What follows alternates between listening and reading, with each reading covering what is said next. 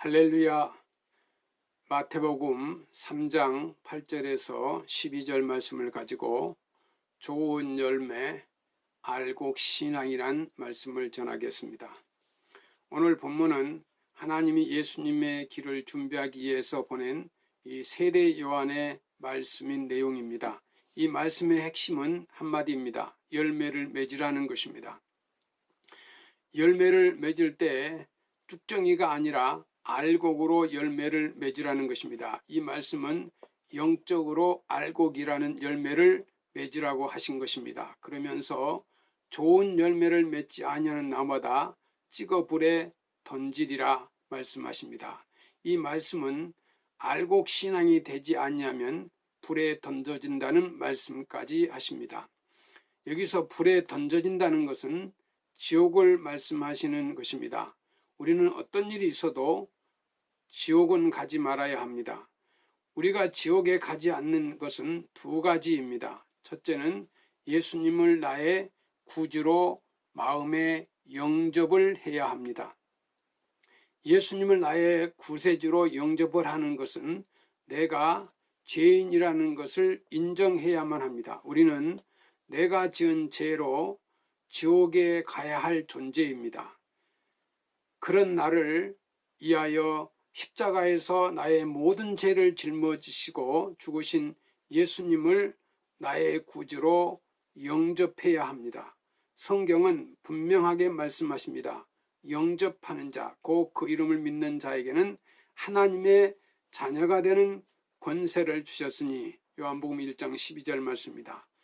예수님의 이름의 뜻은 자기 백성을 그들의 죄에서 구원하시는 분이다. 마태복음 1장 21절입니다. 예수를 믿는 것은 예수님께서 나의 죄를 용서하시는 분으로 마음에 믿는 것입니다. 예수님은 나의 죄를 용서하시는 분이라는 이 신앙 고백이 분명해야 합니다. 좋은 열매를 맺어야 합니다. 농부가 알곡을 거두기 위해서는 심기만 하면 되는 것이 아니라 심은 후에 거둘 때까지 계속적으로 거름도 주어야 합니다. 병 들지 않도록 약도 주어야 합니다. 모든 신경을 써서 아주 오랜 시간을 관리를 해야 합니다. 그래야 마지막에 알곡이라는 열매를 손에 가질 수 있습니다. 우리 신앙생활도 마찬가지입니다. 교회에 등록을 했다고 신앙생활이 잘 되는 것은 아닙니다. 등록을 하고 열심히 성경대로 신앙생활을 해야 합니다. 기도와 말씀과 성령으로 충만해야 합니다. 말씀대로 살려는 간절함이 있어야 합니다. 주님을 정말 사랑해야 합니다. 그렇게 신앙생활을 할 때에 알곡을 거둘 수 있습니다. 이것을 하나님의 나라 갈 때까지 계속해야 하는 것입니다. 그래서 알곡 신앙이 다 되시기를 축원합니다. 알곡은 속이 가득 찬 것을 말합니다. 알곡은 모양만 있는 것이 아닙니다. 모양도 중요하지만은 속이 영양분으로 가득 찬 것을 말합니다. 알곡과 쭉정이의 겉은 비슷합니다. 그러나 속을 보면 알 수 있습니다. 알곡 성도는 말로만 하지 않고 행동을 합니다. 그러나 쭉정이 성도는 말로만 합니다. 알곡은 겉으로 보아도 통통합니다. 속은 더욱 알찹니다. 영양이 가득합니다. 알곡은 사람도 좋아합니다. 하나님은 기뻐하십니다. 알곡은 바람에 날리면 구분이 됩니다. 알곡은 날아가지 않습니다. 그러나 쭉정이는 멀리 날아갑니다. 알곡 성도는 환난을 당하면 하나님을 더 가까이 합니다. 그러나 쭉정이 성도는 환난을 당하면 하나님을 멀리 합니다. 알곡은 땅에 심으면 곧 싹이 나고 성장하여 열매를 맺습니다. 쭉정이는 심으면 썩어버립니다. 알곡 성도는 하나님 말씀의 씨앗을 받아 순종하면서 열매를 맺습니다. 쭉정이 성도는 말씀의 씨앗을 받지만 간직하지 못합니다. 실천하지도 않습니다. 결국 받은 말씀을 열매를 맺지 못하는 것입니다. 알곡 성도는 겉사람보다 속사람이 잘 되는 것입니다. 영혼이 잘 되는 성도입니다. 성경 요한 3서 1장 2절 말씀에 사랑하는 자여 내 영혼이 잘된 같이 범사에 잘되고 강건하기를 내가 간구하노라 말씀하셨습니다. 우리 육체는 사람이나 짐승이나 비슷합니다. 그런데 동물에게는 없지만 사람에게 있는 것이 있습니다. 하나님의 생기를 사람의 코에 불어넣어서 사람만 영혼이 있습니다. 그래서 영혼이 있는 사람은 하나님과의 관계가 아름다워야 합니다. 하나님과의 관계가 좋아지면 영혼이 잘 됩니다. 그러면 범사가 잘 되는 축복을 받습니다. 몸도 건강하게 되는 것입니다. 알곡 신앙이 되면 좋은 열매를 많이 맺으시기를 축복합니다. 우리는 어떻게 알곡 열매를 맺을 수 있을까요? 진심으로 회개를 해야 합니다. 회개는 신앙생활에서 정말 중요한 과정입니다. 안타까운 것은 자신의 죄에 대해서 회개하지 않고 신앙생활을 하는 분들이 있습니다. 오늘 본문에서 그때의 세례 요한이 이르러 유대 광야에서 전파하여 말하되 회개하라 천국이 가까웠느니라 하였으니 그러므로 회개에 합당한 열매를 맺으라고 말씀하고 있습니다. 세례 요한은 오실 예수님을 영접하기 위해서 회개가 절대적이라고 말씀하고 있습니다. 회개해야만 예수님이 사람의 마음에 찾아오시는 것입니다. 회개란 무엇입니까? 회개는 되돌린다는 것입니다. 하나님이 원하시는 대로 내 인생의 화살을 바르게 쏘는 것을 말합니다. 하나님을 업신여기던 자가 하나님께로 복귀하는 것이 회개입니다. 회개는 인간의 본질적인 죄된 심령을 하나님께 내놓는 것입니다. 새로운 존재로 변화시켜주시는 하나님의 역사에 따르는 것을 회개라고 합니다. 본문에서 회개에 합당한 열매를 맺으라는 말씀은 말로만 회개하지 말고 행동과 생활이 변화되라는 말씀입니다. 예수님을 믿지 않을 때는 내 마음과 내 뜻대로 살았지만 이제는 주님 뜻대로 순종하라는 말씀입니다. 서방교회의 4대 교부 중의 한 사람으로서 법률가이자 밀라노의 주교인 암브로시우스는 천국은 회개하지 않는 사람은 들어갈 수 없다라는 말을 했습니다.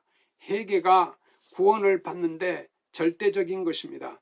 이 시대는 말세라고 하는 아주 죄 많은 시대입니다. 교회나 사회도 이미 거룩성을 잃고 말았습니다. 너무나 많이 세속화되어 교회가 세상을 향하여 바른 가치관을 만드는 이 선지자적 사명을 잃고 있습니다. 이런 시대에 가장 중요한 것은 회개하는 것입니다. 회개에는 두 가지로 나눌 수 있습니다. 하나는 형식적인 회개입니다. 형식적인 회개는 죄에 대하여 형벌의 두려움 때문에 하는 회개입니다. 입술에 의한 회개를 말합니다. 이런 회개는 진정한 구원에 이르게 하지는 못합니다. 형식적인 회개는 종종 눈물을 흘리기는 합니다. 그러나 그 뉘우침의 눈물이 마르기도 전에 또 다른 죄를 짓습니다. 말씀을 들을 때는 결단하기도 합니다. 그러나 그것은 일시적인 회개일 뿐입니다. 또한 회개는 진실한 회개가 있습니다. 진실한 회개는 단순한 죄의 뉘우침뿐만이 아니라 진정한 생활의 결단과 순종을 포함합니다. 물론 거듭나고 변화된 그리스도인이라고 해서 실패하지 않고 항상 승리만 하는 것은 아닙니다. 그렇지만 자라는 씨앗처럼 이 실패 속에서 영적 성장은 계속되어야 합니다. 회개하지 않는 그리스도인은 영적으로 자라지 못합니다. 깊은 침체에서 신앙생활을 합니다. 감격이나 감사하는 마음이 적습니다. 회개한 성도는 실패 중에서도 영적 성장은 계속하게 되는 것입니다. 오직 성령님께서 나의 영혼을 만져주심을 사모하면서 간절하게 은혜를 사모합니다. 여러분, 자신을 깊이 생각해 보시기 바랍니다. 나는 정말 진정한 회개를 하고 신앙생활을 하고 있는 사람인가? 미국의 35대 대통령을 지낸 존 F 케네디는 양조장을 경영하는 아버지에게서 자랐습니다. 아버지 케네디는 양조장을 시작해서 수십 년 동안 많은 돈을 벌어 백만장자가 되었다 합니다. 그러나 그의 여러 아들 중에 하나는 중풍병에 걸렸습니다. 또 하나는 비행기 추락사고로 죽었습니다. 대통령이 된 아들은 암살을 당했습니다. 대통령 후보였던 로버트도 총에 맞아 죽었습니다. 상원 의원이었던 에드워드도 여비서와 스캔들로 휩싸여 곤욕을 치렀습니다. 아들들이 비참한 생애로 마쳤습니다. 어려움에 빠지는 것을 본 아버지는 이렇게 말했습니다. 내가 신앙인으로 수십 년간 양조장을 만들어 술을 팔아 수많은 가정을 불화하게 했다. 그리고 수많은 사람들을 죽게 했다. 그러니 이렇게 죗값을 받는 것이다. 고백하면서 술 사업을 한 것을 크게 후회하였다고 합니다. 내 인생에 하나님이 함께 하실 수 있도록 진정으로 회개하면서 신앙생활을 하는 여러분이 되시기를 바랍니다. 주님은 말씀하십니다. 너희가 어찌하여 양식하는 것을 위하여 오늘 달아주며 배부르게 못할 것을 위하여 수고하느냐. 나를 청종하라. 그러면 너희가 좋은 것을 먹을 것이며 너희 마음이 기름진 것으로 즐거움을 얻으리라.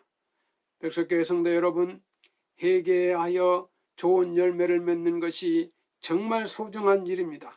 예수님은 자기를 십자가에 못 박는 자들의 죄를 용서해 달라고 기도하셨습니다. 하나님은 죄인들을 용서하시기 위하여 예수님을 보내셨습니다. 회개하고 전심으로 돌아오기만 하면 우리는 새로운 삶을 살 수 있습니다. 하나님의 존귀한 자녀들로 거듭나서 알곡 신앙이 다 되시기를 축복합니다. 요한복음 15장 1절에서 4절 말씀에 나는 참 포도나무요 내 아버지는 농부라. 물은 내게 붙어있어 열매를 맺지 아니하는 가지는 아버지께서 그것을 제거해 버리시고 무릇 열매를 맺는 가지는 더 열매를 맺게 하여 그것을 깨끗하게 하시느니라. 너희는 내가 일러준 말로 이미 깨끗하여졌으니 내 안에 거하라. 나도 너희 안에 거하리라. 가지가 포도나무에 붙어있지 아니하면 스스로 열매를 맺을 수 없음같이 너희도 내 안에 있지 아니하면 그러하리라. 또 15장 5절에서 7절의 말씀을 보면 나는 포도나무요 너희는 가지라.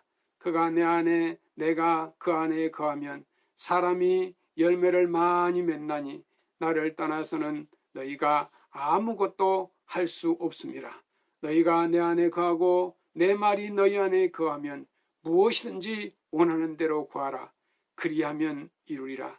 8절 말씀에 너희가 열매를 많이 맺으면 내 아버지께서 영광을 받으실 것이요 너희는 내 제자가 되리라. 백석교회 성도 여러분, 회개의 열매를 맺어 예수님의 좋은 제자, 좋은 열매, 알곡 신앙으로 축복받는 삶이 되시기를 축원합니다. 아멘.